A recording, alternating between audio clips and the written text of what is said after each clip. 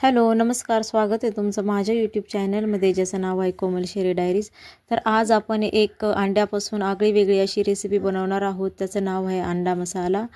आणि मी नक्की सांगते की तुम्ही अशा पद्धतीची भाजी कधी बनवली नसेल आणि खाल्ली नसेल तर तुम्ही ही भाजी नक्की घरी ट्राय करून बघा। अतिशय सोप्या पद्धतीने आपण बनवणार आहोत। कढई मी इथे घेतलेलं आहे तेल, आणि तेलामध्ये मी 2 मोठे कांदे इथे लांब चिरून टाकलेले आहेत। आता कांदा व्यवस्थित आपल्याला तेलामध्ये परतून घ्यायचा आहे, जोपर्यंत कांद्याचा रंग चेंज होत नाही। आता इथे कांद्याचा व्यवस्थित आता आपला कांदा इथे तळला गेलेला आहे आणि कांद्याचा कलरही बदललेला आहे। त्यानंतर आपण यामध्ये टाकूया लसूण, त्यानंतर आपण यामध्ये टाकणार आहोत अद्रक, त्यानंतर काजूचे काही तुकडे, आणि त्यानंतर आपण यामध्ये टाकून घेऊया टोमॅटो। मी इथे 2 छोट्या साईजचे टोमॅटो मी इथे वापरलेले आहेत। व्यवस्थित तेलामध्ये मिक्स करून घ्यायचं आहे। आणि त्यानंतर आपण टाकूया यामध्ये चवीनुसार मीठ टाकलं की आपला जो टमाटे जे आपण टाकलेले आहे ते व्यवस्थित गाळा होतील आणि लवकर शिजतील। आता आपण यावर झाकण ठेवायचं आहे आणि व्यवस्थित 4 ते 5 मिनिटं शिजवून घ्यायचं आहे। आता इथे पूर्ण मसाला व्यवस्थित आपला शिजलेला आहे। टमाटे ही व्यवस्थित आता गळालेले आहेत। आता आपला इथे कांद्याचा मसाला आता तयार झालेला आहे। आता हा मसाला आपण मिक्सरमध्ये टाकून त्याची बारीक अशी पेस्ट आपण करून घ्यायची आहे।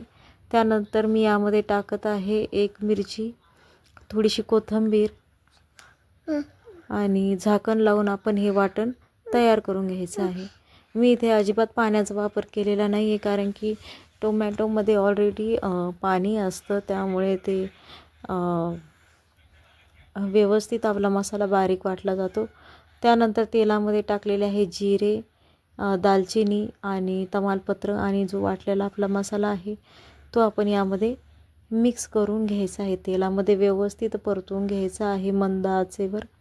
कमीत कमी 4 ते 5 मिनिटं आपण मंद आचेवर हा मसाला परतून घ्यायचा आहे। त्यानंतर आपण यामध्ये टाकूया लाल तिखट, हळद, धने पावडर, त्यानंतर यामध्ये आपण टाकणार आहोत काळा मसाला आणि चवीनुसार मीठ आपण यामध्ये टाकून घेणार आहोत। आता सर्व साहित्य आपण मसाल्यामध्ये मिक्स करून घ्यायचं आहे।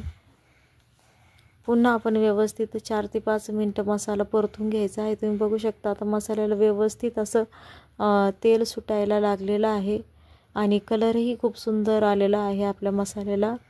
त्यानंतर आपण यामध्ये पाणी टाकून घ्यायचं आहे। तुम्हाला जेवढी ग्रेव्ही हवी आहे भाजीची तेवढी तुम्ही यामध्ये पाणी टाकून घ्यायचं आहे। आपण ही भाजी एकदम घट्टसर बनवणार आहोत।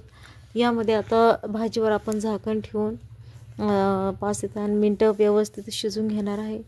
त्यानंतर मी एका तडका पॅनमध्ये तेल घेतलेलं आहे आणि त्यामध्ये मी अंड व्यवस्थित असं फ्राय करून घेणार आहे। चवीनुसार मीठ फक्त मी यामध्ये टाकलेलं आहे, तिखट अजिबात वापरलेलं नाही आहे, कारण की आपण जी ग्रेव्ही बनवलेली आहे याबरोबर ती ऑलरेडी तिखट असणार आहे। दोन्ही साईडने अंडे व्यवस्थित आपल्याला फ्राय करून घ्यायचं आहे। तुम्ही बघू शकता खूप छान असं आपलं अंड फ्राय झालेलं आहे। असे 4 ते 5 अंडे मी इथे फ्राय करून घेतलेले आहेत।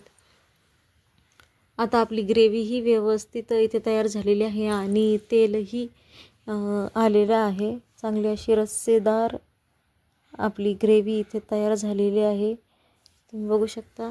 त्यानंतर आपण जे अंडे जे फ्राय केलेले आहेत ते आपण यामध्ये टाकून घ्यायचं आहे।